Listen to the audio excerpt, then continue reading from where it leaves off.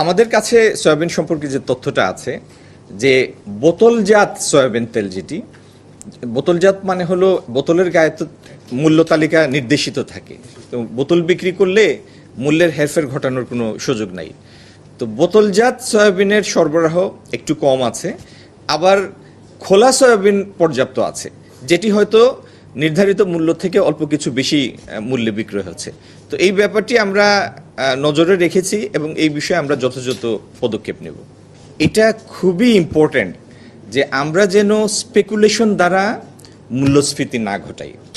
যে পরিমাণ জ্বালানি তেলের মূল্য বৃদ্ধি হয়েছে, আপনারা সবাই এখানে শিক্ষিত সচেতন মানুষ, আপনারাই বিচার করে বলেন যে আপনি 15 টাকা ডিজেলের কারণে 150 বা 200 কিলোমিটার পরিবহন করার পরে একটা ট্রাক লোডের উপরে প্রতি ইউনিটের উপর যে কস্ট ইম্প্যাক্ট হয়, এটা আপনি যে মূল্যবৃদ্ধির কথা বললেন এটাকে জাস্টিফাই করে কিনা।